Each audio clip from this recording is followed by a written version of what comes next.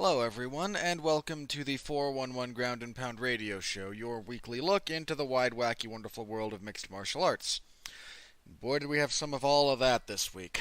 I'm Robert Winfrey, I'm your host. Fair warning, I am flying solo today. Jeff just had a little bit of a scheduling conflict, it happens, so he'll be back here next week. We talked about this last week a little bit about changing the start time for this week's episode, and some stuff came up. Again, it happens.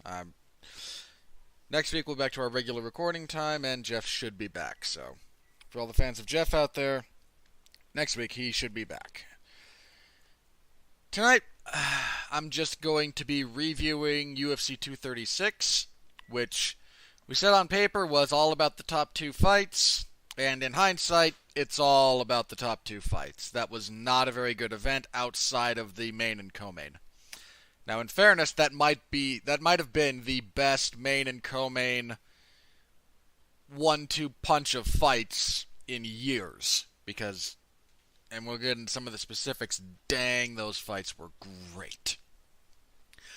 There'll also be a preview of next week's UFC Fight Night 149 / UFC on ESPN Plus, whatever number that is, 6, I think? 7. The UFC will be back in Russia for that card, and that is not a good card. On paper, just not a good card. And then there was some news. There was some big news. Quite frankly, we had TJ Dillashaw's suspension handed down by USADA. We had some fight announcements. So we'll get to all of that. Alright, let's jump right in here to UFC 236 last night. They were in Atlanta, Georgia. Did an attendance of 14,297, so almost 14.3. Total gate of 1.9 million. A really good gate. And your main event, Dustin Poirier defeats Max Holloway via unanimous decision, 49-46 across the board. That fight was bonkers in a lot of respects. Max Holloway comes out, looks to do what he normally does in the first round, and Dustin Poirier just gives absolutely zero Fs about what Max Holloway's doing, and just clobbers him with lefts. In that first round, that was the most hurt in terms of taking damage that I've ever seen Max Holloway. He got badly rocked. Poirier tried to finish. Max Holloway survived, to his inestimable credit. Max survived that onslaught. But he got hurt badly a couple of different times in that round. I think I said that could have been a 10-8. Or was very near to it in some respects, just based on the new scoring criteria. Because Holloway got hurt badly multiple times. That was a bad round for Max. And Poirier, that first round wound up largely telling the story of the fight. Max was able to adjust a little bit as time went on. He started going to the body more often. But where Max tries to just kind of wear guys down, and he does so with, a tremendous amount of volume, an incredibly high pace,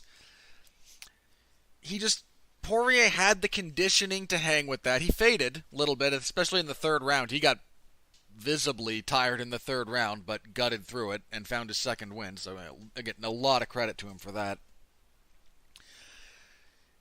And then I think the other issue Max ran into here was just the power that Dustin presented.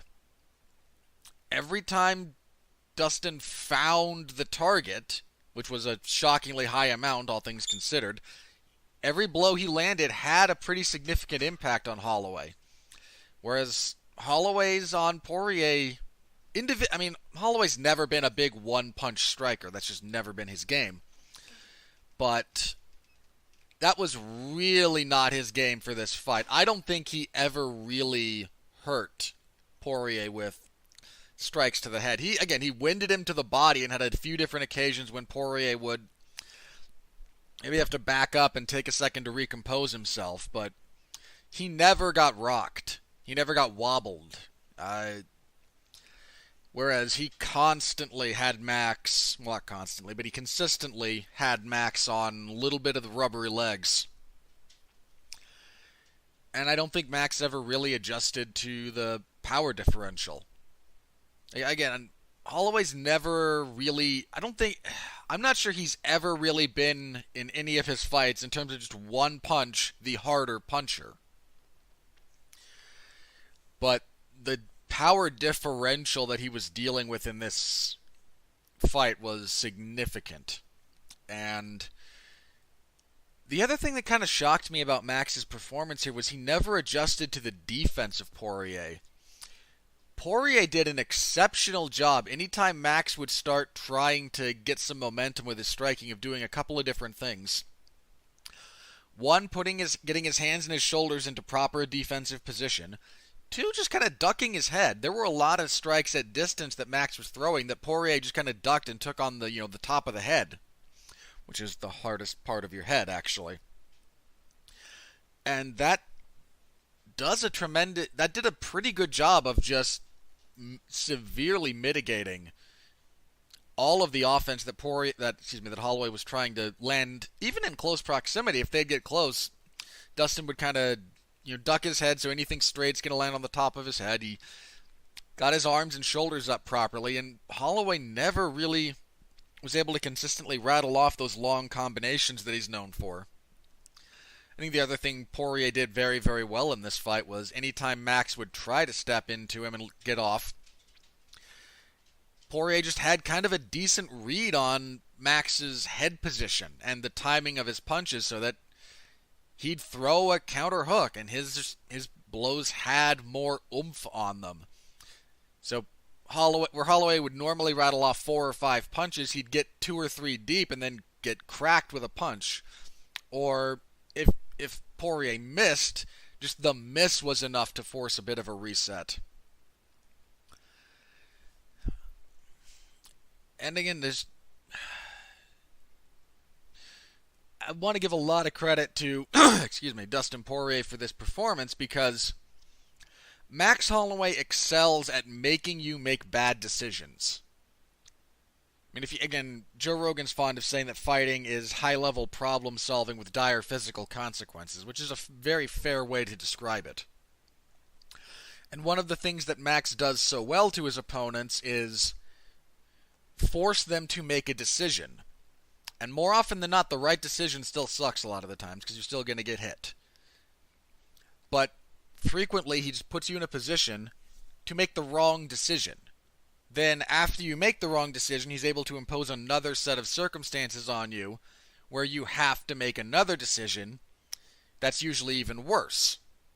And Holloway is great at creating these cascading failures of decision-making, and just completely destroying the good options for his opponent until you're just drowning in a sea of offense. And Dustin Poirier consistently made the right decisions whenever Holloway would try to put him in that type of scenario. Be it just covering up against the fence and finding the right time to counter, be it shifting along the cage, be it being the one to step forward and land the harder punch, and just completely kind of derailing Max's train of momentum and technique. This was a really, really well-schooled, well-thought-out, mature performance from Dustin Poirier, and that deserves a ton of credit because, and this has not been true recently, but for a long time, there was a discipline problem with Poirier. Over his last 4 fights, he has definitely fixed that. Or at least made serious strides towards fixing it, because he's stopped the random brawling. He's stayed disciplined, he's stayed sharp, and he's been lowering the boom on guys. And the fact that he was able to do that to Max Holloway, who, listen to some of the previous shows, I don't need to discuss how highly I think of Max here.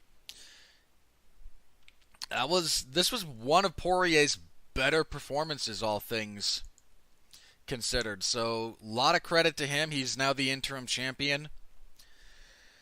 That should, in theory, set up a date with Khabib for the actual title.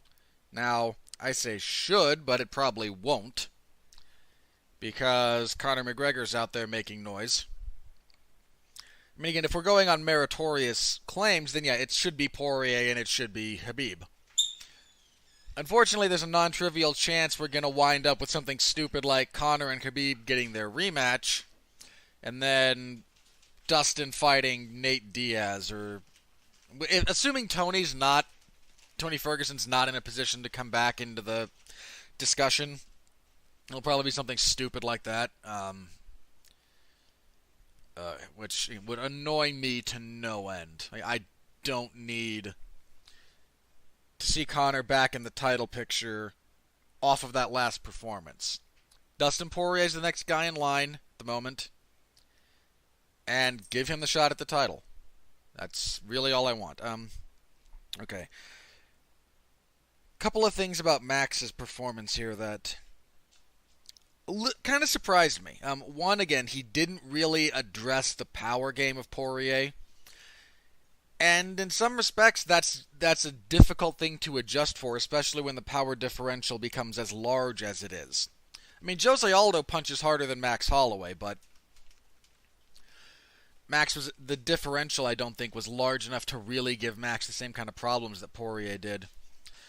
The other thing that... Sorry, there's two other things. One, Holloway was a lot more flat on his feet when he'd enter the pocket, and maybe I just need to rewatch some of his previous fights, but he was not angling the way I think he normally does. He was not... Again, normally he's not trying to enter necessarily on a straight line. He gets in, he stays mobile while striking. Here it was a lot of get into the pocket and then just kind of he stopped moving. Both his feet and his head, and because he was so stable and stationary, the counterpunches of Poirier were able to find the target very, very consistently. And, I mean, there were rounds that Max was winning until he got into one of those types of exchanges, and then suddenly he's hurt and backing up, and Poirier's winning the round. I know there were some people taking issue with the 4-1 scorecard for Dustin Poirier. In real time, I scored this 3-2 for Poirier. The fourth round is a bit of a swing round because Holloway wins the vast majority of it, but then near the end he gets split open with a knee and not backs up into the fence and gets clinched and has blood pouring down his face, and just a bad visual. I still think Holloway probably did enough to win that round if we look at it.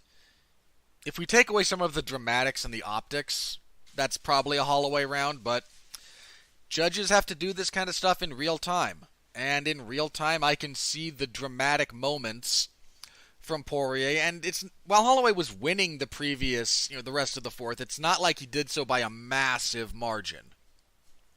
He was winning it. I'm not going to mince words about that, but he had not so definitively won the rest of it that you couldn't make an argument for Poirier based on his successes, especially the dramatic successes. So I'm not bent out of shape about it. Do I think 4-1 reflects what a close fight this is? Absolutely not. If you want a scorecard that reflects how competitive the fight was, then you might take issue with 4-1. But the scorecards are not designed to reflect the competitive nature of the fight. They're designed to reflect who won what rounds. And those two things do not always line up. The other thing about Max at lightweight that I think we all knew part of this, but to see it demonstrated so starkly was a big deal. I'm not saying Max Holloway can't be competitive at lightweight. He was competitive here. And Dustin Poirier's one of the, 3 or 4 best lightweights in the world. But if he's going to really make a run at lightweight, he's going to have to abandon featherweight and change his physiology a little bit. One of Poirier's keys to victory, in addition to just being the harder puncher, he was able to clinch Max Holloway more successfully than anyone in a really long time. Watch some of Max Holloway's other, more recent fights. The Ricardo Lamas fight. Lamas does a lot of, double legs against the fence, a lot of clinching, and Holloway clinch breaks consistently, and I won't say easily, but borderline easily. Look at the Ortega fight. Ortega spends significant portions of that fight trying to close distance, trying to tie up, and Max just all the time. Proper whizzer, proper bicep control, push down the head, break, circle, and then get back to business. And if you watch Max in this fight, whenever they're clinched, Max is still doing things technically correct. But technique is designed to minimize the amount of muscular force you need. It does not remove it entirely. And a lot of the proper technical things that Holloway is doing, he in this instance had to add more muscle to. He had to add more oomph. And that slowed down a lot of that clinch breaking. He was the physically weaker competitor here. Not just punching power, but just the physicality of Poirier whenever they got into a clinch position gave him problems in a way that no one at featherweight has. Not in a long time, at any rate. If Max wants to really make a run at 155, I don't think he can even keep the possibility of featherweight in his mind. He's going to have to put on a fairly significant amount of muscle. And that's not going to jack up his punching power through the roof, but it's going to help, and more importantly, it's going to help him deal with, the physical nature of the guys who are going to clinch him. I still think Holloway asks some very interesting questions of Khabib and his game, but after watching the way he struggled to get Dustin Poirier off of him, if Khabib gets a hold of you similar to how Poirier did, you are not getting free, man. You're just not. And if he wants to make a run at lightweight, he's going to have to spend some time in the weight room. He's going to have to change elements of his body. Look at Poirier, who was a featherweight competitor and near title contender for a long time. Look at the way he looks from his lightweight debut. I believe that was against Carlos Diego Ferreira. Don't quote me on that. But I believe that was his first move up to lightweight in the UFC. And look at his body now.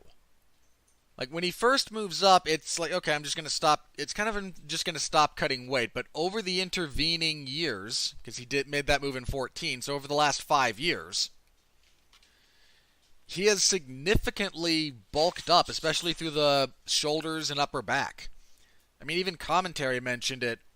If you stand these two next to each other, again, Holloway was a little taller, but there's not a lot of doubt that Dustin Poirier was the bigger guy. And that's the same type of move that Max is going to have to make in terms of adjusting and fine-tuning, because he's very fine-tuned for 145. He's going to have to go through that same fine-tuning to find the right balance of increased muscle mass without really compromising his cardio, and ways he's going to deal with some of the more powerful punchers at lightweight that he doesn't have to deal with at featherweight. And that's going to take a concerted effort on his part if he's going to make that move. So, just something he's really going to have to deal with. Credit to Max after the fight. Apparently Dustin Poirier was donating a lot of his fight gear from this to a charitable auction to build a playground for disabled and disabled children somewhere in his home city. And Max gave him his fight gear as well and said, yeah, I'll add it to the list. So, just credit to these two guys for being genuinely good dudes, by all accounts. Again, it was a really good fight. I don't know what's next for Holloway. If he goes back to featherweight, it's probably Volkanovski if Volkanovski gets by Aldo, assuming that fight holds together. I think if it were going to fall out, it would have fallen out by now. So hopefully that fight holds. Well, I say hopefully, but if Volkanovski gets by Aldo, it's pretty clearly Volkanovski. If he stays at lightweight, I mean, I've said that the fight between Tony Ferguson and Max Holloway is a dream of mine. It absolutely is.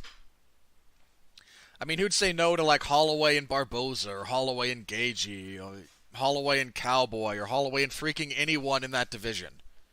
Who is not excited about the prospect of those fights? Because if you're not, this may not be the sport for you, but there's adjustments he's going to have to make if that's the move he wants to go. He's not going to be able to kind of bounce around. I mean, there's two things about Conor McGregor's ability to move from featherweight to lightweight that I think facilitated his success. One is that Conor had an absolutely brutal weight cut to 145. I mean, it was said at the time that, Jose Aldo's a big featherweight, all things considered. Conor McGregor was a lightweight who could make 145, and there's a significant difference there. So Conor had a much more serious cut to that weight. Conor also became a big enough star that he was able to just jump the line and wound up in a very favorable matchup when he fought for the belt. I still think that if he has to fight RDA instead of Eddie Alvarez, I like RDA's chances in that fight, just based on styles. Doesn't mean Conor can't win, but the style of Dos Anjos presents problems. Instead, he fought Eddie Alvarez, who A, fought like a complete moron, and he's admitted as such in that fight, and B, even Eddie at his best, is a good style matchup for Conor McGregor. And I mean, he never fought at lightweight, and then, he took time off. Look at his next lightweight fight. He fought Khabib and got smashed. And bear in mind, that was also after he took enough time to properly kind of reacclimate his body, but point being, Max is not really in that same position. I mean, Daniel Cormier going back up to heavyweight after all that time at light heavyweight is also, 205 to heavyweight is a bit different as well, because there's some very big guys at 205 who just get to benefit from not cutting weight. And even then, a lot of them wind up changing elements of their body. I mean, Cormier got heavier for the Stipe fight than he had been in quite some time. I don't mean he got fat. I mean, he deliberately kind of got heavier. I mean, he was heavier than Stipe for that fight. He was like 250. So that one's a little bit different, but if you look at a lot of the guys who just kind of jump up and start having a lot of immediate success, that's not quite again, featherweight to lightweight is not quite the same thing, especially how deep lightweight is. Again, not impossible. Could Max make a legitimate run at lightweight if he put himself to it? Yeah. Could he be in the title picture if he dedicated himself to fighting at lightweight? Oh, yeah. He absolutely could become a champion. He's that good. There's just changes that need to be made to accommodate that new reality that he didn't make here. This was a great fight. Absolutely look it up. Tremendous action. Back and forth. Blood and guts. One of the, again, a top 5 fight of the year candidate right now. And I think where you land on which of this or the co-main is fight of the year is largely down to personal preference. For me, it was Adesanya versus Gastelum, as this is my front runner for fight of the year right now. Because that's as good a way to and for the record, I do know Jeff's thoughts on Poirier and Holloway as far as fight of the year. That is his fight of the year right now. So he loved that fight to death, and I'm sad that he's not gonna. We weren't quite able to get together. I will try to give him some time next week if we can find it, and that's pertinent to talk about this one. Israel Adesanya defeats Kelvin Gastelum via unanimous decision, 48-46 across the boards, which is what I had as well. This fight, I loved this fight so much. This was the best 1-2 punch of main and co-main in a long time, and I think I prefer this one because, let me be very clear about what I'm about to say. Poirier versus Holloway was not a couple of scrubs. Both are very polished, both are very sophisticated fighters. But the way they fought and the way they matched up lended itself to a very readable and a very, when I say readable, while there's a degree of sophistication that you as a fight fan need to have to really understand the nuance of Poirier and Holloway, you can get the gist of it just by watching it. There was a severe amount of sophistication to Adesanya versus Gastelum that, frankly, I still don't really have a handle on. I'm going to have to rewatch this fight a few times before I really get kind of a feel for what's going on. Because, again, Poirier and Holloway, there's little things I am sure that I missed. Little battles for foot position, decisions about which stance Holloway's in, Poirier's shot selection that I will need to go over with more of a fine-tooth comb. I have no doubt of this. With Gastelum and Adesanya, you're dealing with two guys who, over the course of this fight, made reads, adjusted, readjusted, got hurt, got bloodied up, got lumped up. Adesanya's upper lip was screwed after this fight. That thing was huge. And then gutted through, both of these guys gutted through tremendous adversity. This was, and again, when I say there's a significant degree of sophistication here, there's a lot of Adesanya's game that I don't really have a handle on. In terms of his setups, in terms of his trapping, in terms of his shot selection, that again, he's operating on a level that I struggle to understand even conceptually. And that happens with other fights. I'm not trying to put Adesanya on this massive pedestal here, because there were issues he had in this fight, and I do want to address them. There's fighters who, Damian Maia, on the ground in a lot of respects. I spent a lot of time not really understanding his game. I mean, I could tell you the nuts and bolts, but the nuance, the sophistication of what he was doing, I struggled with. It took a long time for me to really kind of get a grasp on that. And that's kind of where I am with Adesanya and his striking. I understand the nuts and bolts, but there's degrees of sophistication that he operates on that I am still trying to really come to understand, especially in real time. I mean, again, I'll watch this fight a few times, and I'll come away with it with a better understanding of his game. But watching in real time, and as I sit here right now recording this, there's a lot about his game that I don't get, and I mean that in a good way. That's just clearly a level or so above my ability to easily read and understand.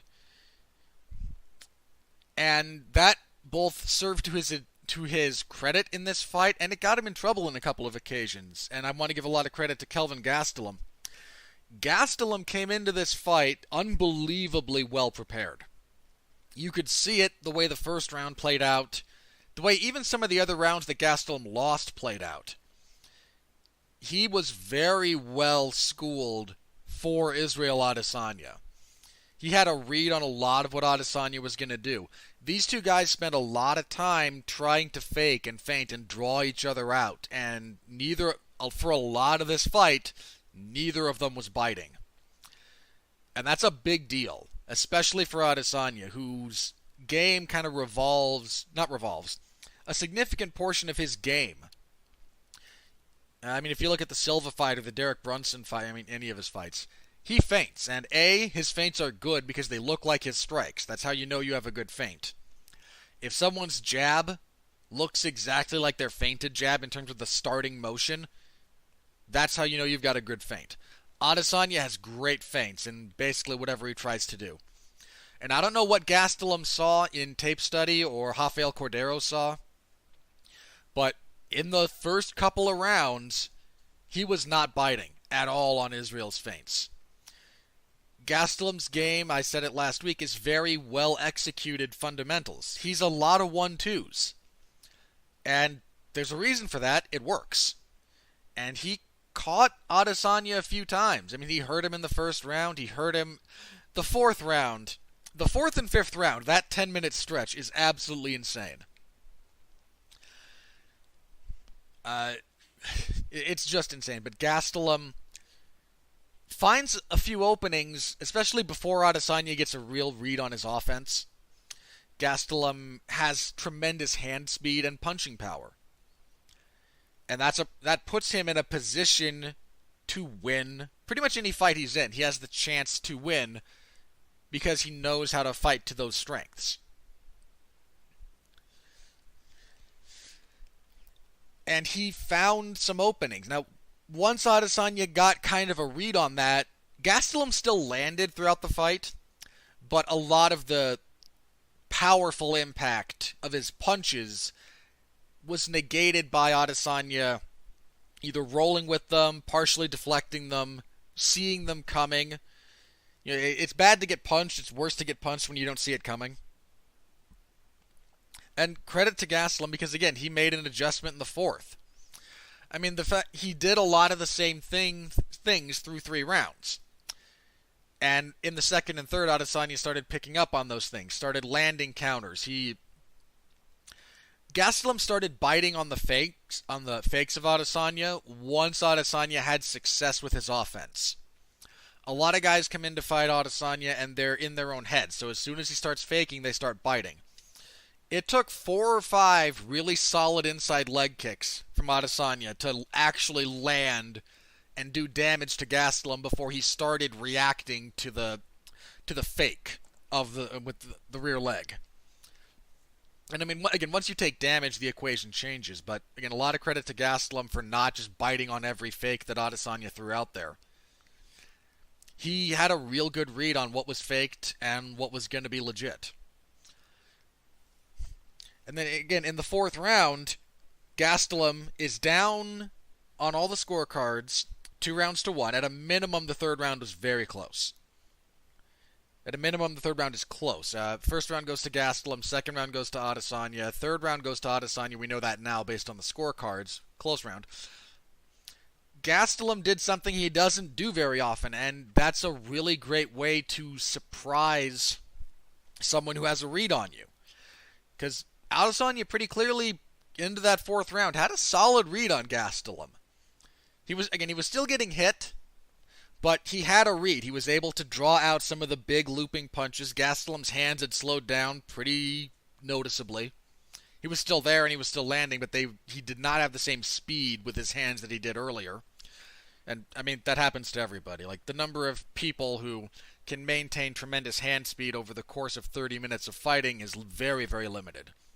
You need guys like Leo Santa Cruz or Vasily Lomachenko who do nothing but box to maintain that type of hand speed over that much time. And Gastelum found an opening for a head kick. I mean, I don't think I've seen Kelvin Gastelum throw a head kick very infrequently, if nothing else, before, and he threw it, it landed, and it badly stunned Adesanya. He locked up. It took Kelvin a minute to realize, oh, I hurt him with that. And I think one of the definitive moments in this fight, after he lands that head kick, he backs Israel into the fence. He looks to finish. Israel covers up, fires back. But it's very clearly hurt, and Gastelum, in the heat of that moment, shoots for a double leg. Now, there wasn't a tremendous amount of time left in the round. And maybe he thought, okay, he's badly enough hurt that I can get him down, and from there I can start attacking him off on his back. But I think, if you believe in alternate realities, I think there's an alternate reality where Kelvin doesn't shoot that double leg and is able to find another couple of hard punches on the feet that might have won him that fight. I mean, as it stands, that's not what happened, but I think that was a bigger moment, especially now in retrospect, than we all realized in real time. And then Israel Adesanya in the 5th round of this fight. Good Lord. I mean, this needs to be properly prefaced. You're in the 5th round of a title fight. You're 2 rounds apiece, so officially you're 2 rounds apiece. You need this round. Now, he doesn't know he's 2 rounds apiece. It could be 3-1. But at a minimum, best case scenario, you're 2 rounds apiece going into the 5th round. You just suffered the worst round of your UFC or MMA career. I think that's pretty definitive.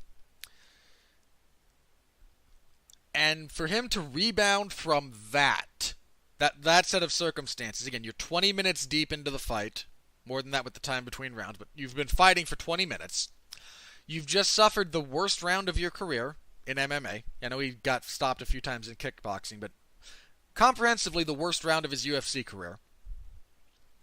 To then come out for the 5th round and to do what he did, because he doesn't just win the round. Remember, those scores were 48-46. He threw a 10-8 round on Kelvin Gastelum in that 5th round. He had some tremendous sequences in that 5th round, not just of striking offense. Gastelum goes for a takedown. He kind of he uses the threat of a guillotine to kind of get the front headlock, but he winds up on his back. And Israel immediately, and again, this is the kind of thing that you really need proper context. Israel is fundamentally a kickboxer. That is his background. And he's under a wrestler like Kelvin Gastelum after he's been fighting for over 20 minutes. This was pretty deep into that. This was about halfway, I think, into the 5th. And he just immediately throws up an armbar, transitions to a triangle, and these are not bear in mind, if you're a jiu-jitsu technician or a perfectionist, these are not the tightest attempts in the world. But I'm not going to overly nitpick his technique here because he goes for them. And even if I were, he does a lot of stuff correctly. Gets the triangle, not for the submission necessarily, but it's tight enough that it gets Gastelum to kind of move his base. Israel uses that to sweep, get on top, disengage, and stand up. I mean, it was especially for a guy who does not have a grappling base, it was a marvelous sequence, especially tired, especially against Kelvin Gastelum. And then the closing 40 seconds or so of this fight is just a barrage of offense from Adesanya. I mean, Kelvin Gastelum's chin is borderline inhuman. This fight could have been stopped near the end of the 5th. Kelvin got dropped a couple of different times. And credit to Kelvin because he would get dropped, but his eyes never went glassy. He was always present and still kind of trying to the best of his ability. And again, if Israel gets the last knockdown that he did with another 15 seconds, he probably can finish that fight. But Gastelum's durability in the face of that onslaught, that deserves all kinds of kudos. The fact that Adesanya came back from that 4th round and did what he did in the 5th it borders on the superhuman. Like, that is insane. The amount of, again, forget this, let's move a little bit beyond the physical training, because both men are very well physically trained. You would wind up going into deep places within your soul when you're in positions like that. And, again, Gastelum too in the 5th to just survive it. The number of people that Adesanya would put away with that same barrage, with half of that same barrage, is, frankly, the vast majority of the planet. And Gastelum survived it. That is a near superhuman level of intestinal fortitude. Again, this was an absolutely brilliant fight. There was blood and guts, there was momentum shifts, there was technical reads. Again, because Kelvin does such fundamental things, and just so consistently, the subtle differences in his motions wind up making a significant difference. I mean, Israel Adesanya has been hit with 1-2s his entire life, I would bet. So Gastelum finding a slightly different angle, finding a timing opening to land them against him consistently was deeply, deeply impressive. Adesanya making the counter reads, Adesanya finding ways to finally start to draw those out of him so he could counter. I mean, again, this was an absolutely tremendous, tremendous contest. I would still favor Robert Whittaker over Adesanya, or Gastelum for that matter, but I would not be. I'll put it this way: I would favor him, but I would not be surprised if either of them, assuming they inevitably fight, beats him.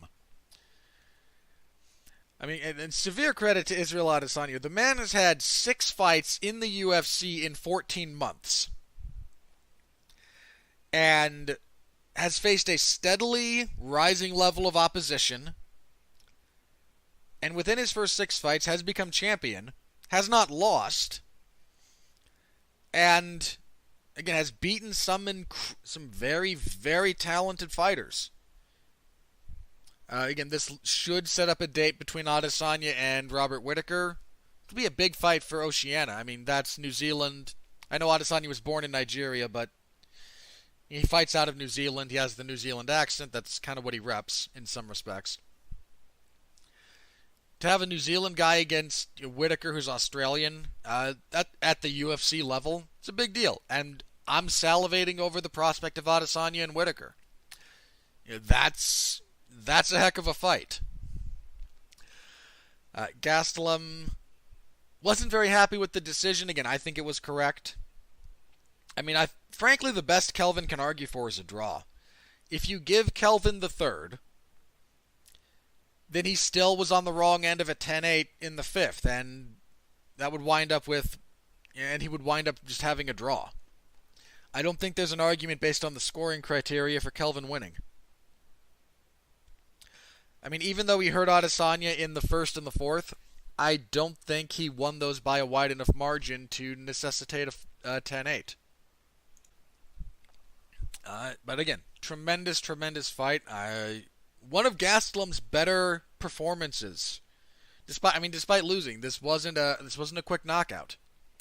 I mean, Gastelum knocked a lot of guys out very, very early, and that is absolutely a tremendous skill.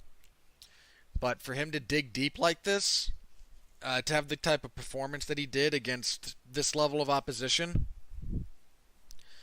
a really, really thorough performance from Kelvin Gastelum in both success and in adversity. So, yeah, this was a great fight. My fight of the year right now. And if we get something better, I'm going to be really, really happy about that. Great fight.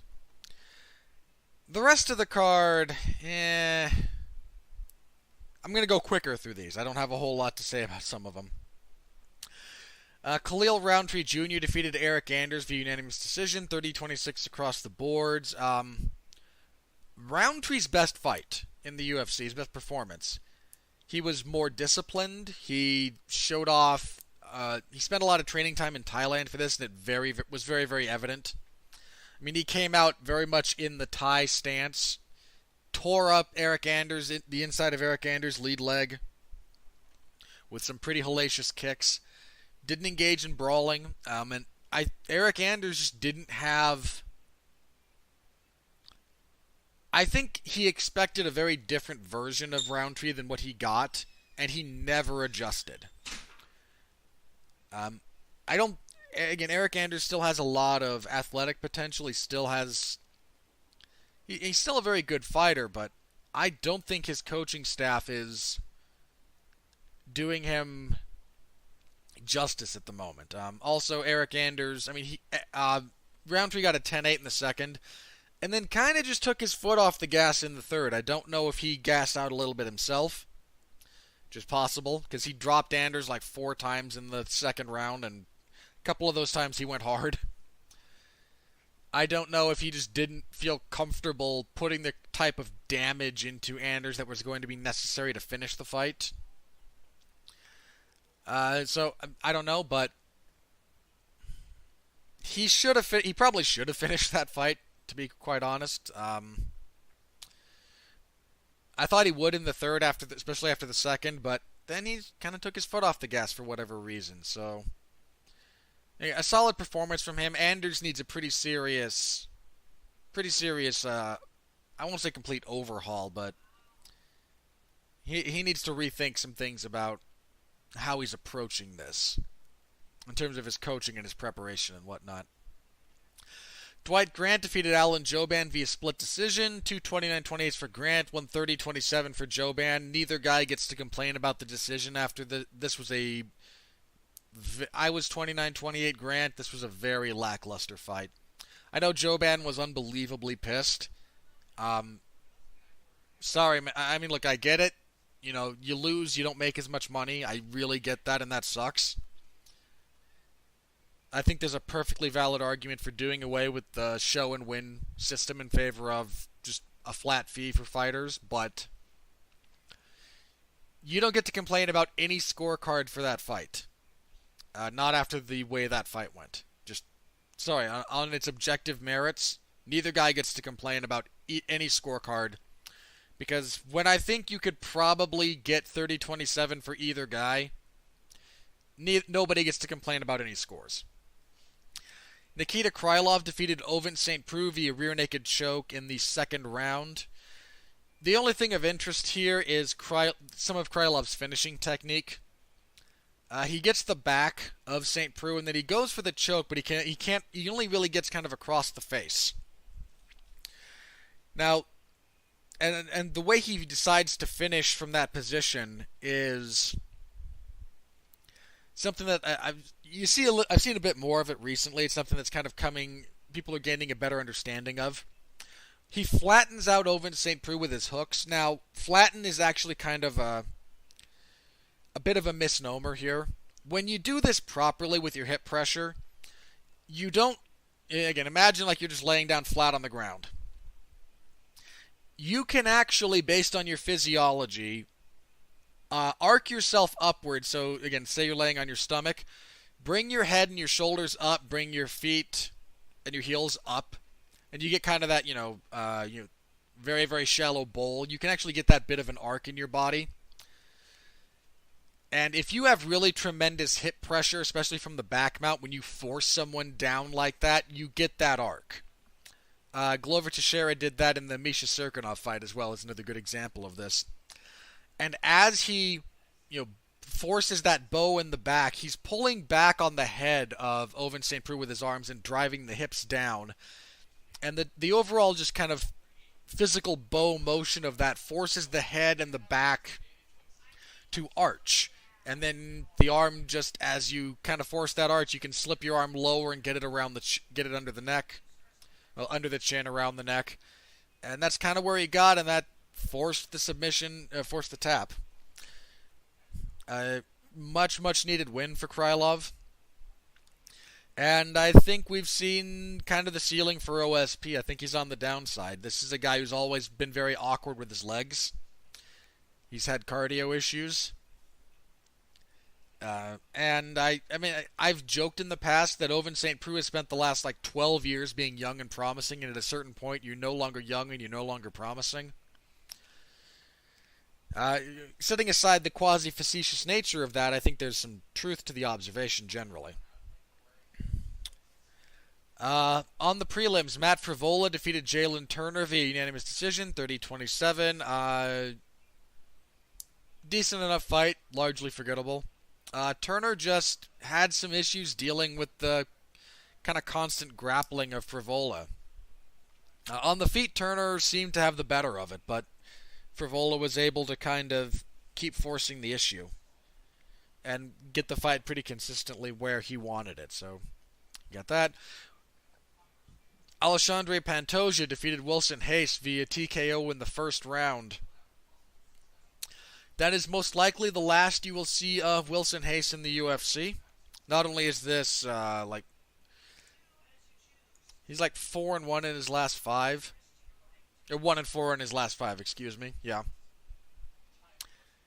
He's been finished in 3 of those losses, and the UFC's basically doing away with flyweight, so he's probably going to be somewhere else. Kind of sucks for Pantoja in some respects, because I don't know how much success he will find at bantamweight. He's 5-1 in the UFC at flyweight. His only loss is to Dustin Ortiz. He's on a 3-fight winning streak. He's finished his last 2 opponents, but if he's going to be forced to move up to bantamweight, I think he's just kind of going to exist somewhere in the division. Max Griffin defeated Zelim Imadaev via majority decision. 2 29-27s, 1 28-28 draw. Imadaev was deducted a point in the first for grabbing the fence. Good. Frankly, I would like to see more point deductions from fouls. I really, really would. There's a lot of fouls that go just kind of unremarked on in MMA, and so credit, fair play. I have no issue with the point deduction. I think I scored this a draw. I think I had this 28-28, but I don't really care if this was not a very interesting or engaging fight. Khalid Taha defeated Boston Salmon via TKO 25 seconds into the first round. Taha just caught Salmon with he didn't really land the right, but he threw a right hand lead, and then a left hook just sent Salmon face first into the canvas. Again, 25-second finish. Good for Taha. Bilal Muhammad defeated Curtis Millender via unanimous decision. 2 29-27s and 1 30-26. I'm not sure if I gave Muhammad a 10-8. I'm not sure where that was justified. But Millender on the ground has some pretty serious liabilities, and Muhammad just weathered kind of the storm of the first round and then forced the fight where he wanted it in the second and third. So good stuff from Muhammad, all things considered. Montel Jackson defeated Andre Sukumtat via unanimous decision, 30-26, 30-27, 29-27. Andre Sukumtat just makes questionable decisions in real time pretty consistently. I mean, I joked that, this is a guy who this is a guy who literally in some respects lost an ass-kicking fight to a one-legged man when he fought Sean O'Malley. Solid overall performance from Jackson. Nothing great, but he won from where I sat every round, and threw a 10-8 up in the third. So, credit to him. Poliana Botello defeated Lauren Mueller via unanimous decision, 29-28 across the boards. Looking at Lauren Mueller, looking at her name, I confused her with Lauren Murphy. Would not have changed my pick, mind you. I still would have picked Mueller, but wanted to acknowledge my bad there. Pretty good stuff from Botello. She landed a really, really solid body kick in the first that took a lot of the wind out of Mueller's sails.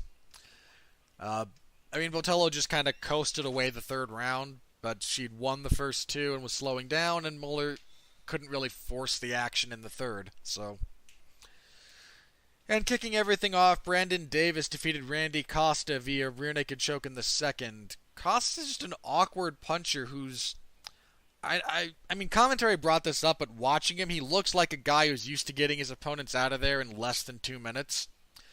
And a lot of those kind of guys, when they the first time they run into someone who seems to go, oh, you hit me pretty hard. Okay, let's keep fighting. They don't really have a plan B. They don't even really have like a plan, 1A, where they adjust elements of their striking game. And so Davis got the win, called out Sean O'Malley, who I had kind of forgotten was a thing. Sure, make that fight. The UFC will probably make that fight. Sean O'Malley will probably win, which is why the UFC will make that fight. It seems to favor him, and the UFC likes him. So, again, not the best night of fights if we look top to bottom, but those top two fights were so good. Just a big personal thank you to Dustin Poirier, Max Holloway, Israel Adesanya, and Kelvin Gastelum for two just absolutely spectacular fights. Alright, I will probably not be saying that about anything from next week, so let's go ahead and move on to UFC Fight Night 149. The UFC is back in Russia for this, though it will be in St. Petersburg. Fair warning to anyone who wants to watch this. It's only on ESPN+. B, it starts early. It starts at, I believe, 10 a.m. Eastern Standard Time. Because it starts at 8 my time, so yeah, that'll be 10 Eastern. So, early morning card. For those who want to watch it. There's not a whole lot to really kind of dip into here. Your main event is I'm relatively interested in the main event. I shouldn't be overly down on this because Alistair Overeem versus Alexei Oleinik is a perfectly acceptable kind of freak, not real. It's weird because it's a freak show heavyweight fight, but it's not the, abomination freak show heavyweight fight. It's Alistair Overeem, who, one of the premier heavyweights in MMA or kickboxing. Overeem coming off of his a win over Sergey Pavlovich, who's also on this card. That broke a 2-fight losing streak when he was knocked out by Francis Ngannou and Curtis Blades. And Alexei Oleinik is... He's lost at a couple of key junctures. One was the majority decision to Daniel Omielanchuk. He won 2 in a row, then had the doctor stoppage against Curtis Blades. Now he's won 2 more in a row, with submissions over Junior Albini and Mark Hunt. And, I don't want to say he's in the title picture with a win here, but he's certainly in that orbit, generally speaking. This is a very classic kind of striker versus grappler matchup. Alistair Overeem, devastating striker. Alexei Oleinik, just crushing grip strength, wants to get this onto the mat as quickly as possible. And I'm leaning towards Overeem. He's been able to pretty consistently deal with a lot of grapplers. He struggled a bit with Blades, but Oleinik's takedowns are not nearly the caliber of Curtis Blades' takedowns. So I'm gonna... Of course, Oleinik will also pull guard, especially if he can kind of wrap up the head. So, again, this is a moderately interesting fight. I'm leaning towards Overeem.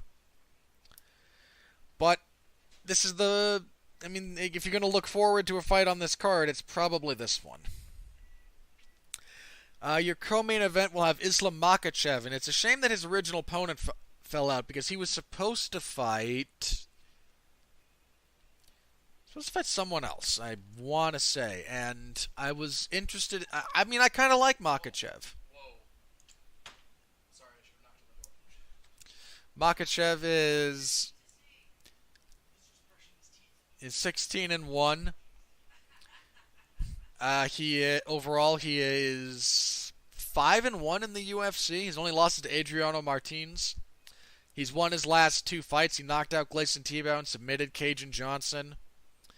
Makhachev's got some pretty serious upside, and I'm kind of looking forward to this. Again, I like him generally. And he's fighting a promotional newcomer. He will be fighting Arman... Where is this guy from? Armenia? Is that the Armenian flag? Ah, it is. My knowledge of flags, it maintains. Frankly, I blame just the computer version of Mahjong. I'm dating myself here. Way back in the day, you had either the Mahjong tiles, you could do it with the with the flags of countries across the world. Same game, but you matched flags instead of Mahjong tiles. I did a lot of that. I was a very lonely child. So I'm gonna have to make an educated guess about how to pronounce this gentleman's last name. Arman Sirakian?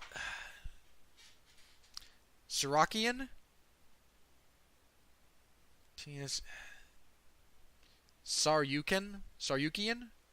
I'm going with Saryukian, till I hear otherwise.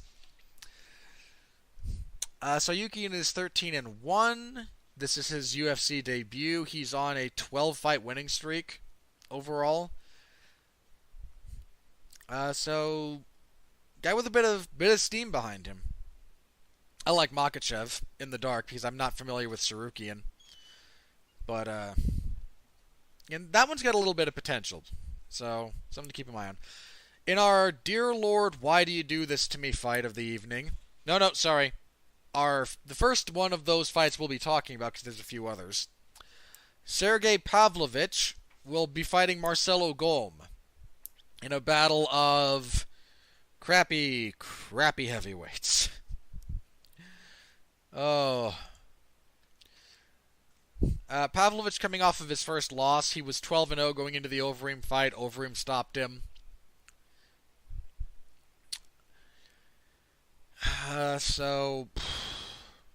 Yeah. And Golm is 6-2. He is 1-2 in the UFC. Coming off back-to-back losses to Timothy Johnson and Arjun Buller. I mean, I'll pick Pavlovich, but just end quickly. I don't care who wins. Just within 3 minutes, please.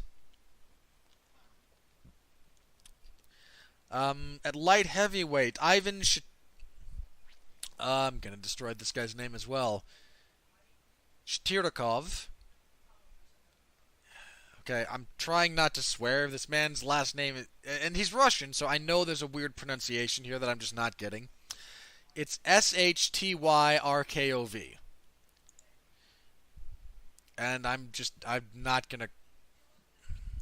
Again, there's a very obvious way to mispronounce that. So I'm going with Shtyrakov. Though there's probably there's an accent or there's something there that I need to hear it pronounced. Shtyrakov is undefeated. He is 16-0-1. His most recent wins are over Fabio Maldonado and Thiago Silva. Two UFC vets there. And he's fighting Devin Clark, who has gone 3-3 in the UFC, coming off of that loss to Alexander Rakic. I mean, logically, this should be Clark. Go with the logical one. Alright, I'm going with Devin Clark. I will say this. I will not be surprised if Shtyrakov beats him because A, light heavyweight is a weird division, and B, you could find some pretty talented guys that you've just never heard of. Very, very shallow division, but that also means that relative to the opposition, there are talented guys outside the UFC that you've just never heard of. It's not the same issue that lightweight has, where it's just so deep worldwide that there's killers that, unless you really follow things like Timofey Nastyukin that you're just not familiar with, and he starches Eddie Alvarez. It's more that everyone, especially below a certain level, everyone kind of sucks, so there's a few guys out there who could make runs that you just haven't heard of because you don't have the time or energy to watch regional Russian MMA. Roxanne Modafferi is fighting Antonina Shevchenko. This is a big test for Antonina, the other Shevchenko. She's 7-0, 1-0 in the UFC, coming off a win over Ji-Yeon Kim. But Roxanne Modafferi's going to ask some pretty serious questions of her. Roxanne's coming off of that loss to Sijara Eubanks. Sijara Eubanks is just a bad matchup for her stylistically, I think, because Eubanks has more power in her strikes and is a very, very competent grappler. So Modafferi really excels at finding an area of the fight game that she has an edge over you in and then kind of forcing things there. And if she doesn't have an edge over you in some respect, or you're good enough at stopping her from forcing that, then she struggles. So we're going to see Shevchenko's takedown defense and grappling game tested here. I'm going to go with Modafferi, actually. I'm prepared to be wrong about that. At middleweight, Krzysztof Jotko. Man, remember when we had hopes for Krzysztof Jotko? Back before his current 3-fight losing streak. Jotko is fighting a promotional newcomer, Alan...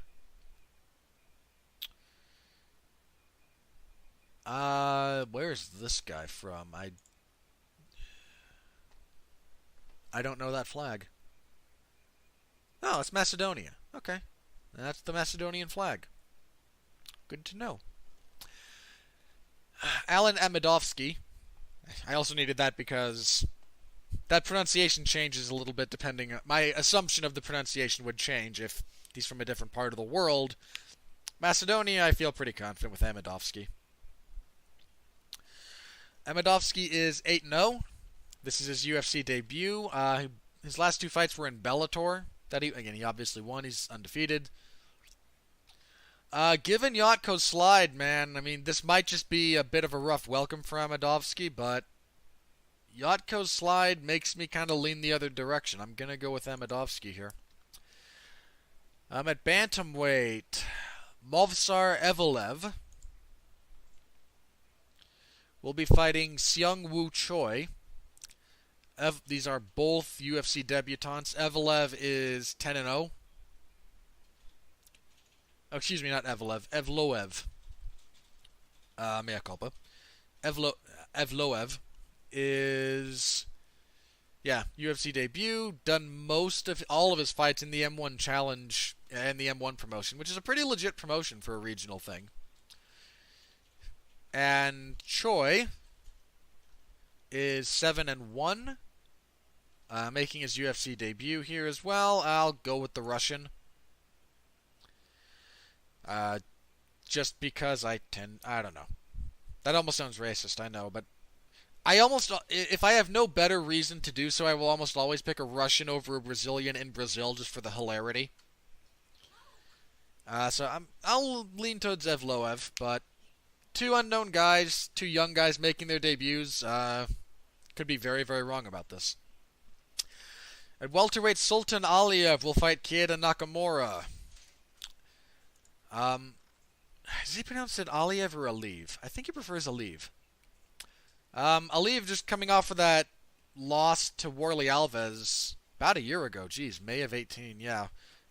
His eye got busted up. He couldn't, one of his eyes was just swollen shut, and you have to stop the fight then.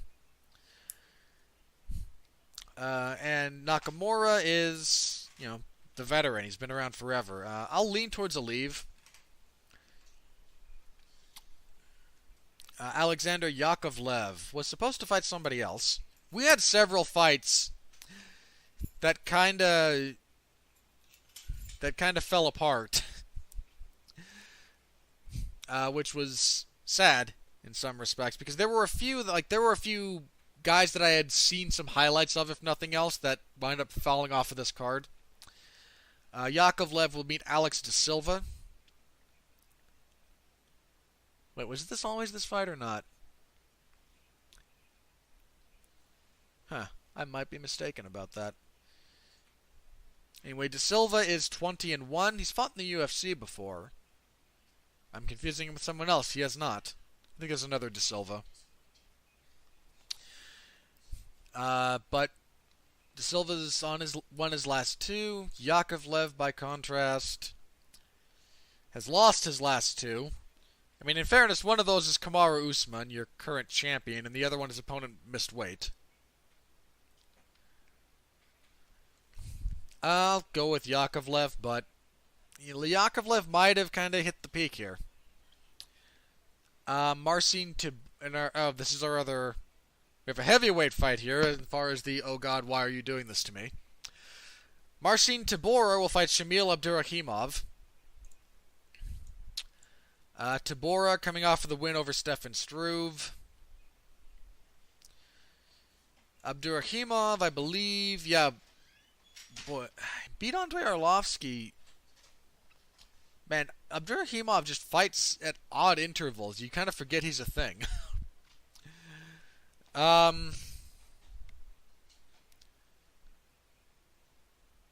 mean, what do you want me to say? It's mediocre heavyweights. Probably lean towards Tybura. We have a crappy light heavyweight fight, but hopefully this one won't go long. We have Gadzimirat Antagulov, who I kind of got high on at one point. After his first two wins in the UFC were as impressive as they were. I watched some of his ACB stuff. Then he got smoked pretty hard by Iwan Kutelaba. He is fighting Michael Oleksiejczuk. Oleksiejczuk knocked out... Who was it in his last fight? Vellante. Yes. He stopped John Vellante with that beautiful left to the body. Before that, he beat Khalil Roundtree, but that result was overturned. I believe he had a drug test issue. But he handled, if you remember the actual action, he handled Roundtree pretty thoroughly over 3 rounds. I'm actually going to lean towards Oleksiejczuk here. I think Valentin Tagulov has some good grappling tricks. He's a bit unidirectional and a bit on the one-trick side of things. And kicking everything off, Magomed Mustafayev will fight Rafael. Whoa, that guy's name. So it's not long or anything. It's just really weird. I need to look something up on him. Mustafayev coming off of that loss to Kevin Lee. He's been out for a while. Because, yeah, he had the loss to Lee in... He was on a good run. Like, he had just a long set of winning streaks, and then he had the 2 pretty impressive UFC runs. Then he loses to Lee. November of 16. He suffered an injury in that fight. But that's still a long time to be out. That's over 2 years. Shame, because Mustafa's a tough guy, and he's fighting Rafael. I need to see. Okay, this guy is not from Brazil, so it's Rafael Fiziev. And where are you from, sir? Oh, Kyrgyzstan. Okay, yeah. I'm going with Fiziev until I hear otherwise, because there might be a weird Kyrgyzstani pronunciation of that I'm not familiar with. I think it's close enough to the Russian that I'm okay with Fiziev. Fiziev is 6-1. This is his UFC debut. Excuse me, 6-0. Sorry. This is listed oddly. This list includes some of his non-MMA fights that he lost. Yeah, I'll go with Mustafayev, but that's a legitimate layoff. Alright, and that will be, again, UFC Fight Night 149 / UFC on ESPN +7. Just need that whole dining room table to yourself, don't you? I will have coverage of that next Saturday morning. Remember, this one will start earlier in the MMA zone of 411mania.com. So, stop by as always, say hello. Always appreciated. Okay, you know what? Let's just jump into the news. The big news. Former UFC bantamweight champion TJ Dillashaw has been suspended by USADA for 2 years. He'd already given up I hate to say he gave up the title. Look, this joke got made by, I can't remember if it was Zombie Prophet or Grabaka Hitman on Twitter, but I think it's appropriate. When it came out that New York was suspending him for a year, TJ came out and said, I'm vacating the bantamweight title. I'm relinquishing the bantamweight title. The comparison was made, that's like looking outside your window, seeing your car being repossessed and going, you know what? I'm going to relinquish that car to the bank. So he was stripped of the title.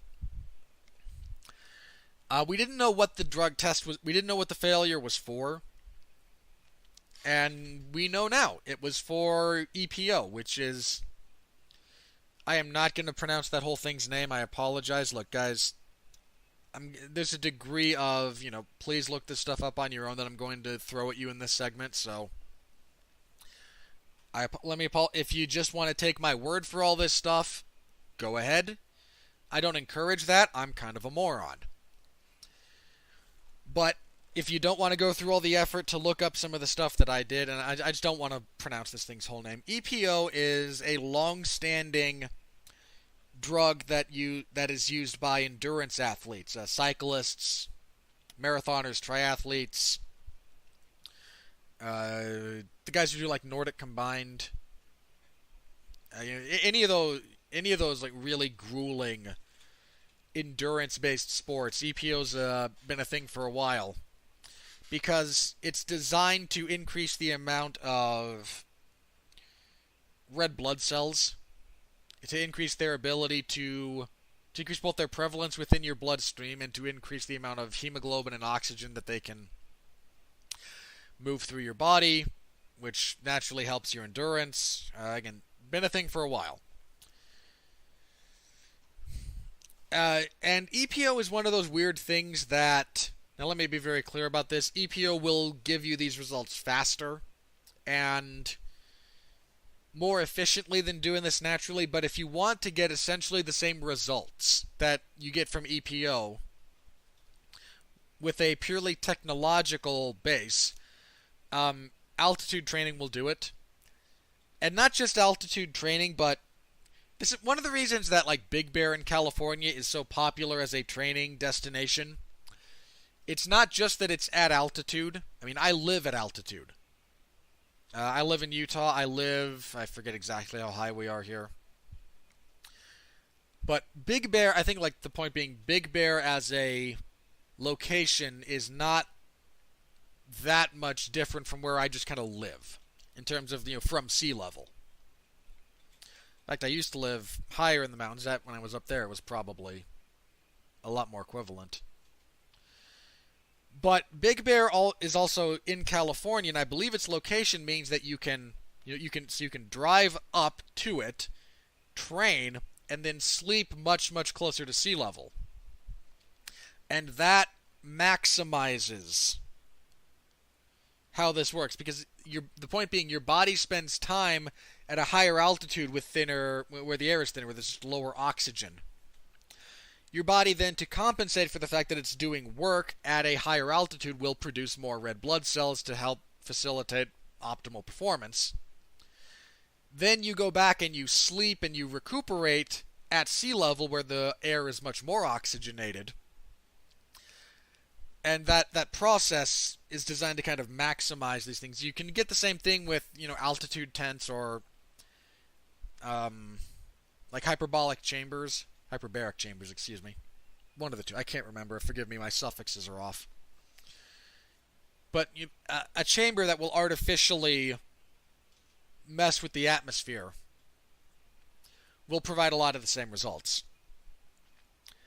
Again, EPO just kind of does this more efficiently and more quickly. To get the same kind of results, it takes a while to do that naturally. I mean, if you look at guys who, will climb Mount Everest, for example, you spend weeks at various levels of various base camps at different elevations just to get your body used to being in that kind of altitude, in that kind of environment. And it takes time, and EPO artificially accelerates that.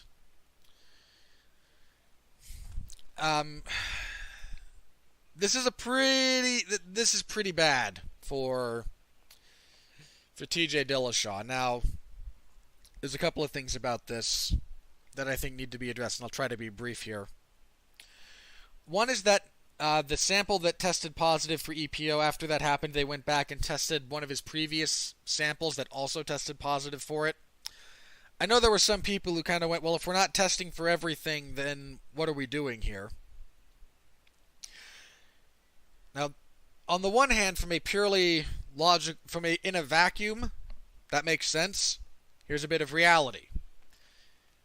USADA as a organization has finite resources, not to say limited.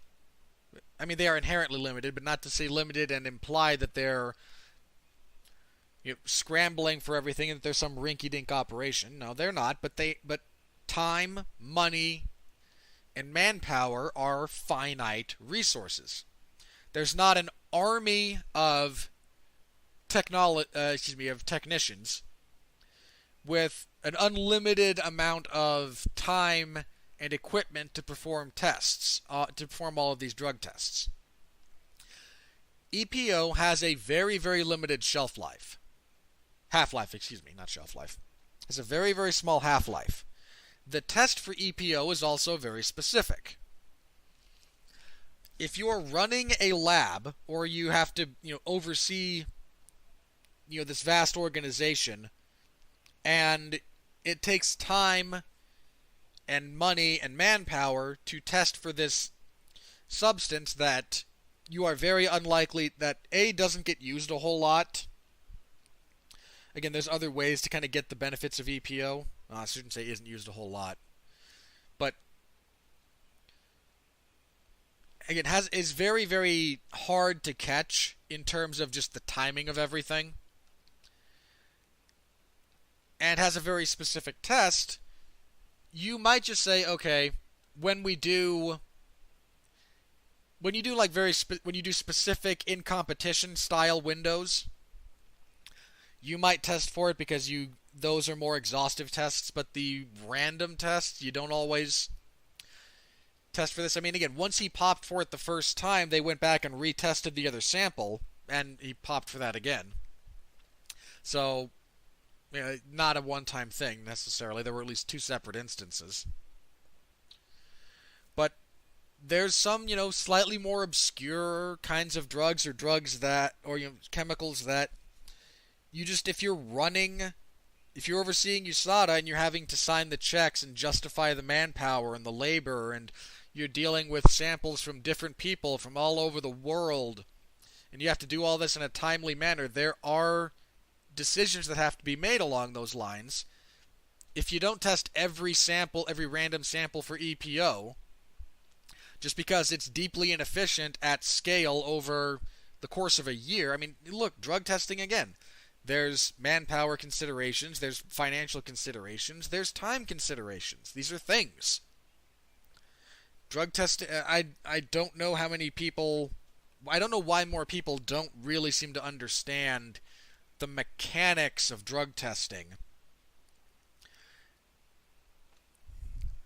And I mean, look, is that an exploitable hole in how the system is currently propagated? Sure, but you're never gonna get I mean, I don't think there's a perfect system as such. I really don't. I'm not pro drugs in sport, mind you, necessarily, but again, I don't think there's a lot of logistical consideration that that segments of the fan base have given to the realities of drug testing on this scale. Apparently, they went back and tested any of the samples that they had saved from TJ's previous fights and whatnot. None of those tested positive, which is very fortunate for TJ because at that point, each other instance could be counted as a separate infraction. So if they'd caught, I don't know, say if one of his tests one of his samples from the second Rafael Assunção fight at UFC 200 had popped for EPO.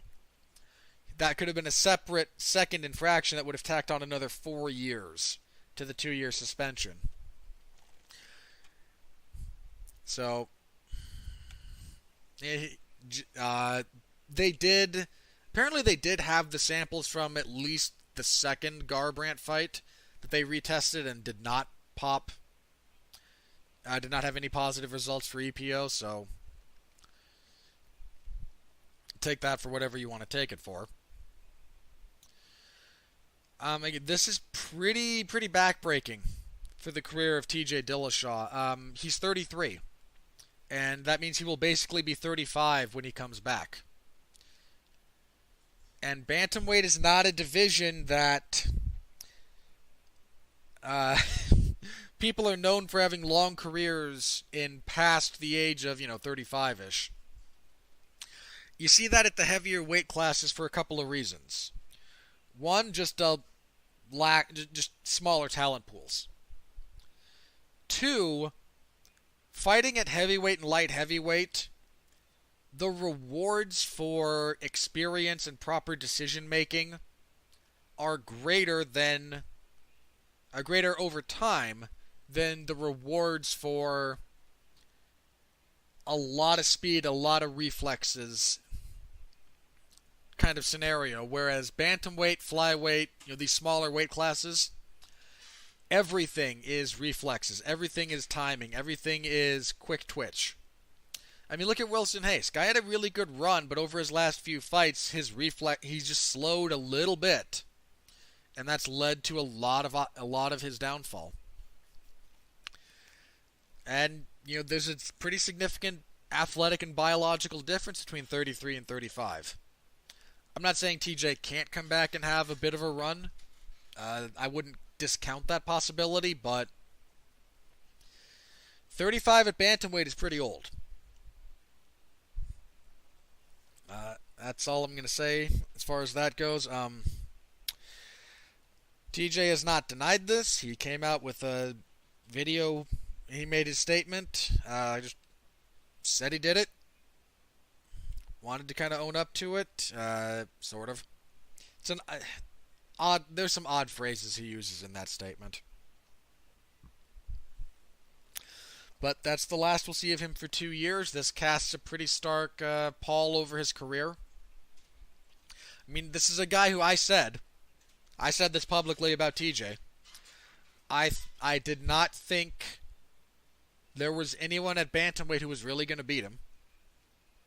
I thought Moraes would ask some interesting questions, but in the end, Marlon Moraes against TJ Dillashaw on paper, I favored Dillashaw. And I thought the rest of that division just didn't have a tremendous amount to offer him that he had not demonstrated an ability to deal with. I thought he would surpass Cruz as far as being the best bantamweight ever. I thought that was absolutely on the table for him, if not a near inevitability, quite frankly. Yeah, no, not anymore. Again, this casts a pretty big shadow over a lot of his career, and some of how you determine that will be largely up to you individually. I mean, I'm not here to tell you how to feel about this kind of stuff.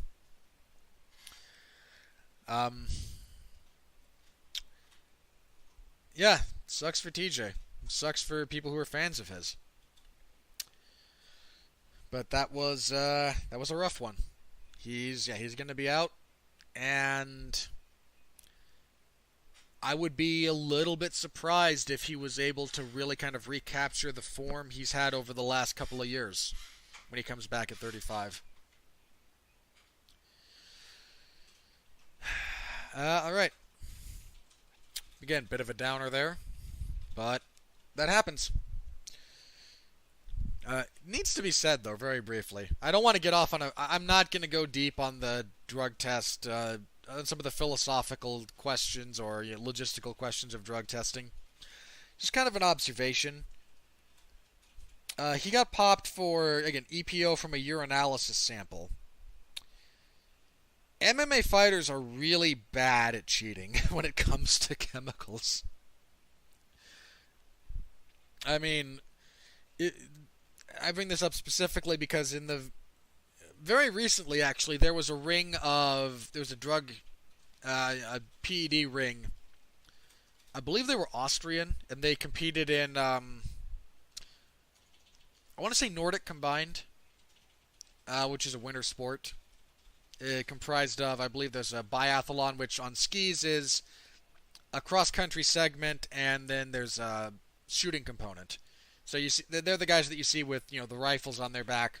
You ski a couple of loops of the track, then you have a series of targets that you have to shoot. If you miss, you wind up taking penalty laps. It's a very grueling sport. It's one I enjoy watching it, actually. And I believe the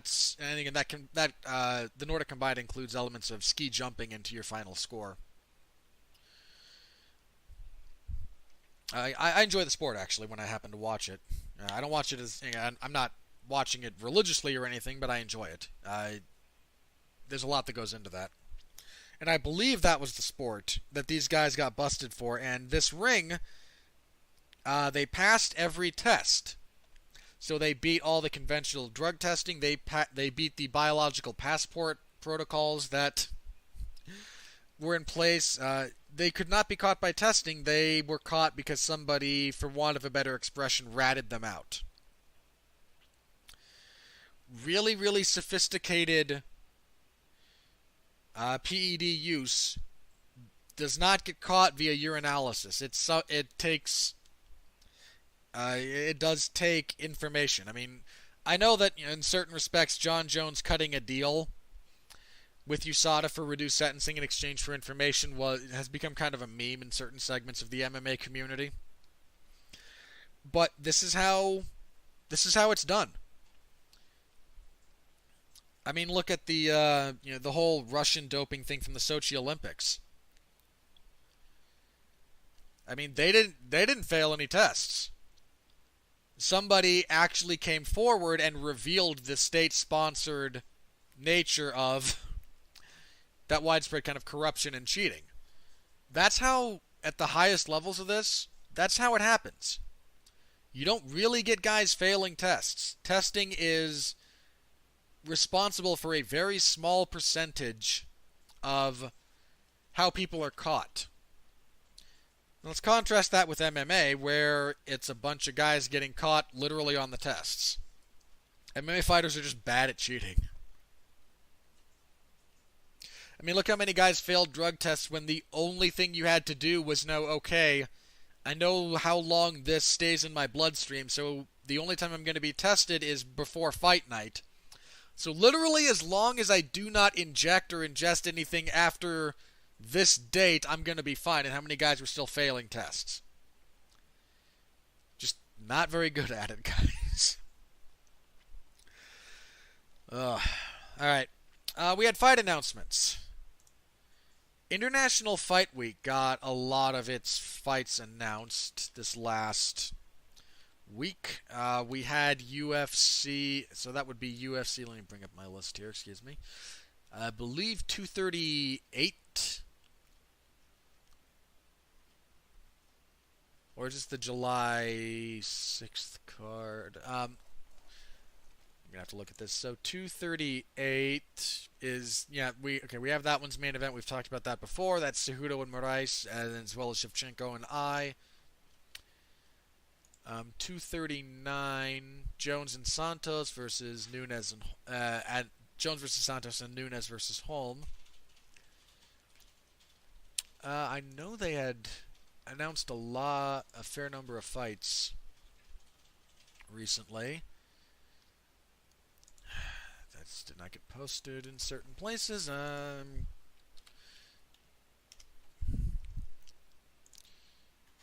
Going to have to scroll through some of the stuff here, guys. I apologize.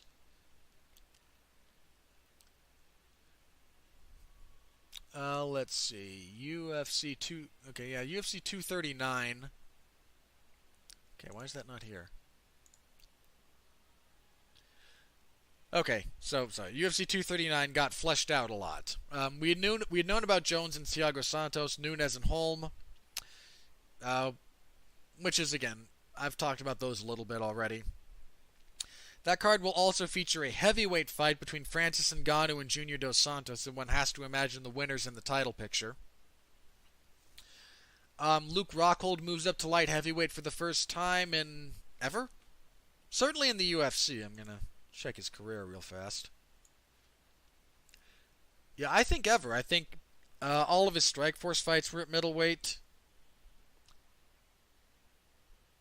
So yeah, I think this is his first ever time at light heavyweight. He's coming off of that loss to Yoel Romero last year. That was a brutal knockout. He'll be fighting Jan Blachowicz. Poor Jan Blachowicz. This guy just... He's coming off of that loss to Santos, but... So, a solid enough opponent to debut Rockhold at light heavyweight against. I do favor Rockhold a little bit in that fight. That event will also feature Diego Sanchez versus Michael Chiesa because... reasons. And Jorge Masvidal versus Ben Askren will take place on that card. That's a good fight. Masvidal's kind of surging at the moment. Ben Askren is Ben Askren. So 239 is shaping up. That's a pretty solid card. They also announced for that same card Edmund Shabazian and Jack Marshman. That's a big pile of meh. But again, you get Masvidal and Askren, Ngannou dos Santos, Nunes Holm, Jones and Santos. That's a solid card. That's a really solid card right now on paper. Let's see. We talked a little bit last week about, we already knew the main event for UFC on ESPN4. That's Woodley and Lawler. Let's see what else. Oh, they made official the replacement for Yoel Romero for UFC Fight Night. Oh, excuse me, UFC and ESPN3. The main event started live as Paulo Costa versus Yoel Romero. Costa fell out, so they were going to do the rematch between Yoel Romero and Ronaldo Jacare Souza. Romero fell out, and now we're getting Souza versus Jack Hermanson. That was made official. I know they talked about that. We talked a little bit about that being the way things were leaning, but they did officially sign it and announce it. So again, that on some levels that sucks for Jacare, but that's also probably about the best that situation was going to become in terms of who the UFC was going to get for it. Let's see. The UFC started releasing some of their promotional material for Namajunas versus Andrade. So that's UFC 237. Again, Jose Aldo versus Volkanovski seems to still be on at the moment. So, I think if Aldo versus Volkanovski was going to... Because Jose Aldo had an infection in his knee that called into question his ability to be on this card. Again, I think at this point, if he was going to pull out, we would have heard of it. So that seems to still be on. Let's see. Was there any other major fight announcements? I don't think so. Again, they fleshed out 239 for International Fight Week, but other than that, I think there's been a lot of... I don't think we've had any major announcements just yet. Let's see. Oh, jeez, I almost forgot about this. Let's tack this onto the very sad news. But BJ Penn, MMA legend, had I believe, a restraining order filed against him by... I don't know if they're married. I think his wife. At any rate, the mother of his children. She alleges some pretty terrible things. Some domestic violence, sexual assault.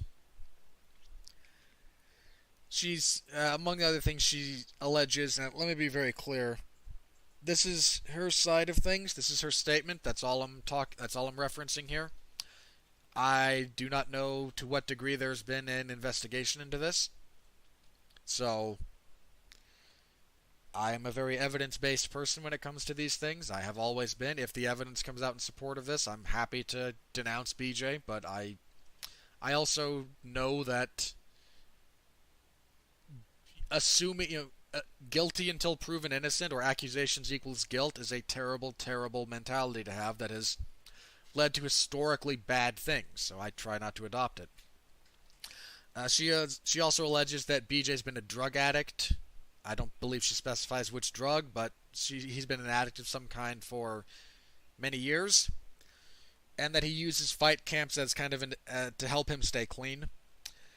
I mentioned that, I thought BJ was the kind of guy who didn't know who he was if he wasn't fighting. That's just kind of the general sense I got. I have nothing to support that other than my observations and life experience. So, I can't speak to this. I have never met BJ Penn under any circumstances, so this is what she has said. As of right now, BJ's fight with Clay Guida is still scheduled. That has not been called off. Man, it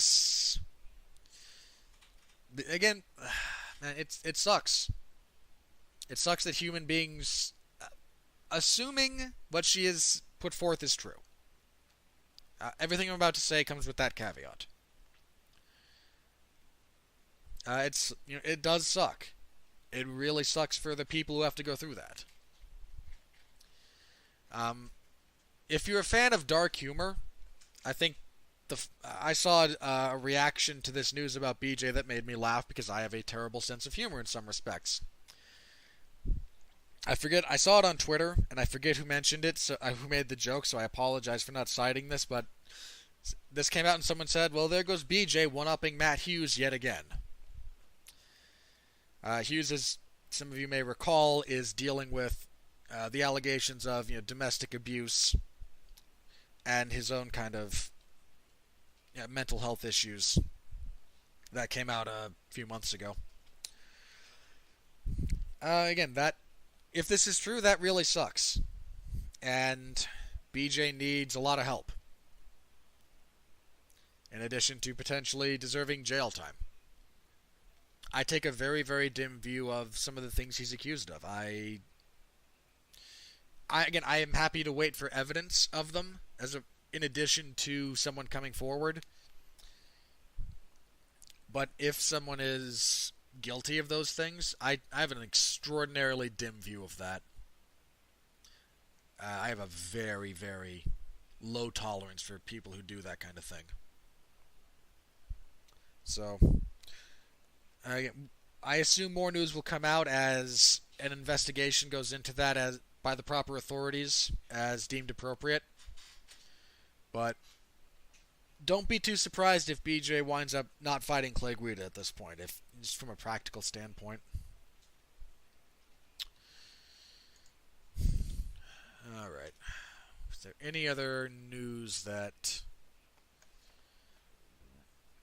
needs to kind of be talked about here? Oh, this should probably have fallen under fight announcements, but I'll go ahead and give it its own issue here.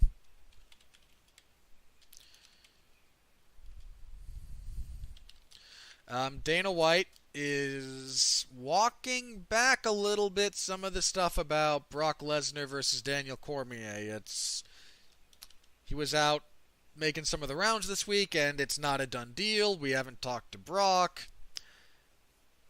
This is public negotiation, I think, as much as anything. On the one hand, I do believe that when he says that he hasn't talked to him, that's probably true. They probably have not entered into extended negotiations about this fight.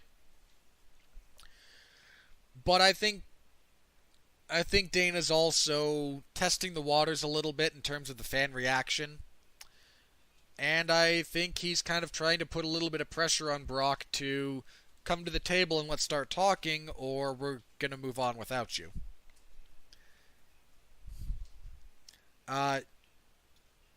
Some people have mentioned, some people who know a little bit more about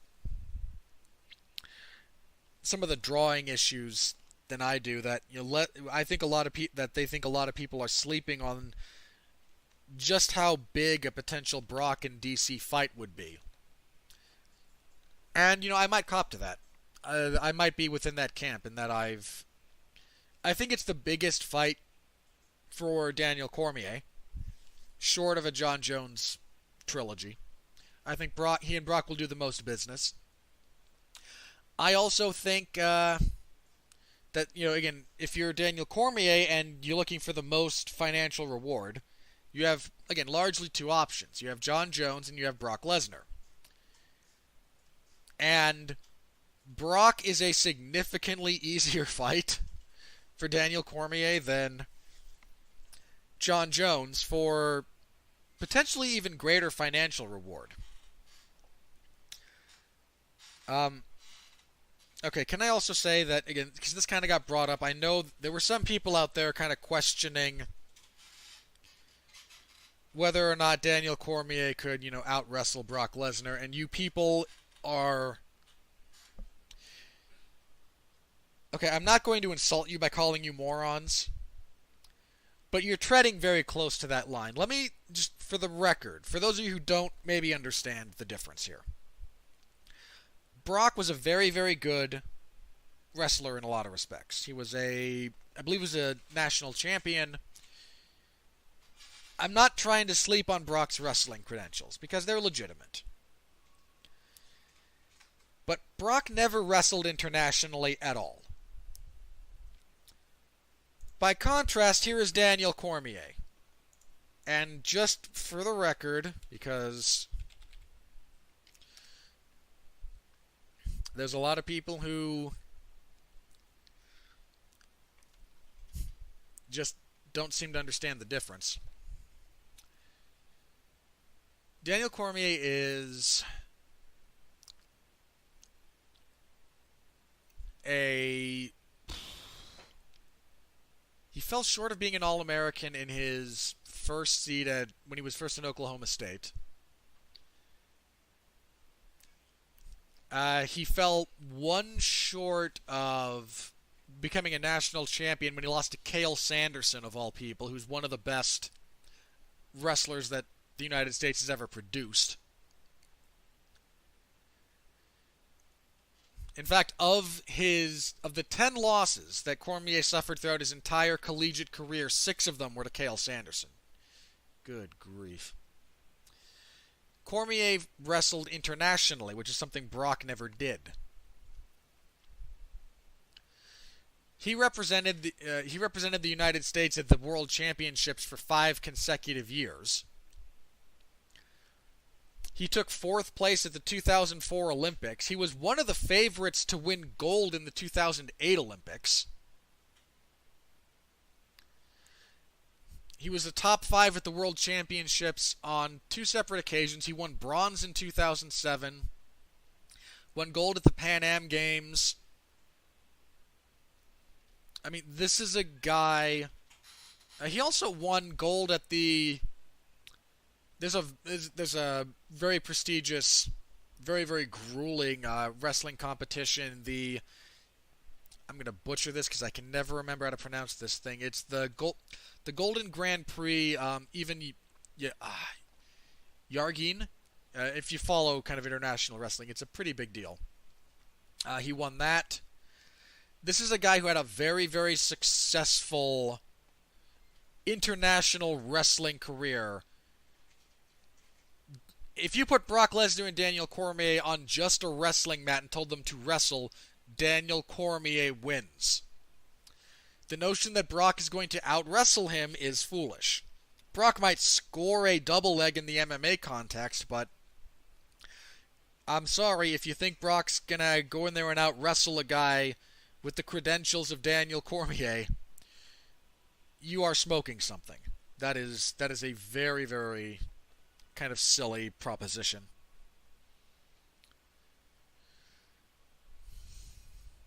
Alright, let's see. What else? Any other major news? We talked a little bit last week about... Yeah, a lot of this was there were a couple of big things, specifically, Dillashaw getting the suspension. But there wasn't a tremendous amount of news.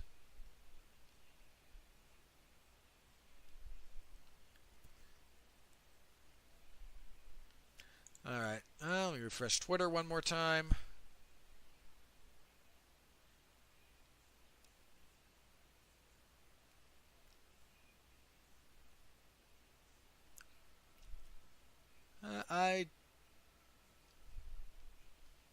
I don't think anything else broke in the last couple of minutes. Alright.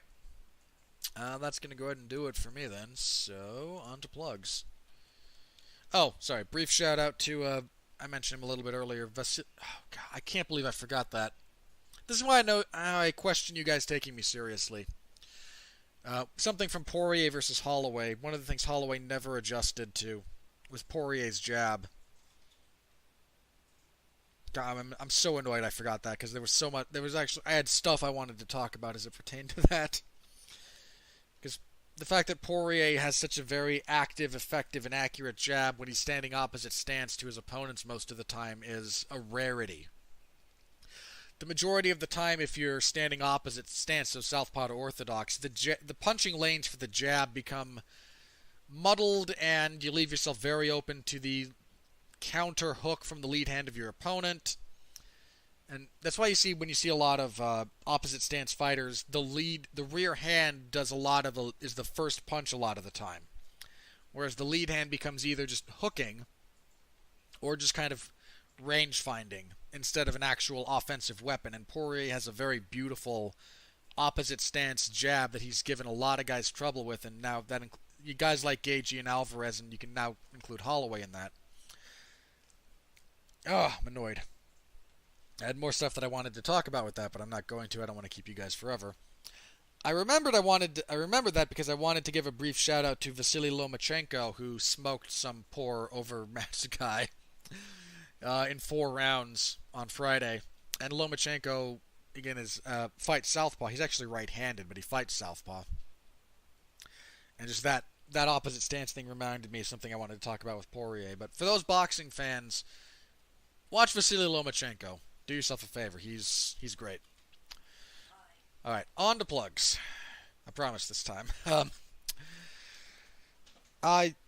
I started my series of podcasts, a limited series, looking at the different phases of the MCU, wrapping up the Infinity Saga. So that will be Phase 1, which we just did. Myself, Mark Radulich, and Alexis Haina had a good time talking about Phase 1 of the MCU. So Iron Man, The Incredible Hulk, Iron Man 2, Thor, Captain America, The First Avenger, and the first Avengers movie. You can find that on the Radulich and Broadcasting Network we record those on Friday evenings. We'll be tackling Phase 2 this week, which has a lot of material. Iron Man 3, Captain America the Winter Soldier, Guardians of the Galaxy, Thor the Dark World, Avengers Age of Ultron, Ant-Man, and I'm forgetting at least one. There's at least one other in there. I'm going to rewatch them all this week, so I will make sure that I have all that information, but... So we're tackling that. We're doing it more from a narrative perspective than we are pure film craft, although that does crop up on occasion. We're just doing a big countdown to Avengers Endgame, which comes out in a couple of weeks, so very excited for that. On Tuesday, Mark Radulich and I reviewed... what was it? Shazam? Shazam. We reviewed Shazam. I want to tell you how much of an impact that movie had on me. I barely remembered it existed. So you can listen to our thoughts on that. Mark liked it. I was largely nonplussed. I think Alexis Haina joined us for that as well, so you can listen to our review of Shazam. This coming Tuesday, Mark and I will be reviewing Hellboy. And oh boy. That is not looking good. I haven't seen it yet. Withholding judgment. I have in the past, again, taken a very different stance from the general consensus of things, so I might see it and deeply enjoy it. But it's not doing well, and it did not open well financially either. But Mark and I will tackle that whole movie on Tuesday on Damn You Hollywood, so listen to that. Again, Friday will be Countdown to Endgame Phase 2, and Saturday, UFC Fight Night 149. So tune in for that. Thank you all very much. Next Sunday, we'll be back at our regularly scheduled recording time. And I'll have Jeff back with me, unless something comes up between now and then. Next week, we will review Fight Night 149 and preview... 27th... Yes, we will preview UFC on ESPN 3. At the moment, that is Jacare versus Hermansson. Greg Hardy in another co-main event. I mean, you've got Cowboy Oliveira and Mike Perry playing third fiddle to Greg Hardy and Dmitry Smolyakov. That is such crap. Oh, John Lineker and Corey Sandhagen are on that card. Yes. There's some good fights on that card. That's not the sexiest, that's not like top to bottom stacked, but there's some good fights on that card. We'll preview all of it next week. Hope you'll all come back for that. Until then, thank you all so very much for listening. I know there's a lot of MMA content out there. There's a lot of MMA podcasts. You choose mine, and I thank you for it. Make sure to subscribe to the 411 Podcasting Network. We're on iTunes, Stitcher, Google Play, YouTube, wherever you find us. We're just happy you do. So subscribe, please. Leave a review if you're so inclined. Positive, negative. I appreciate useful criticisms. I'm happy to have it. Until next time, thanks again. Stay safe out there, and please continue to be well, be safe, and behave.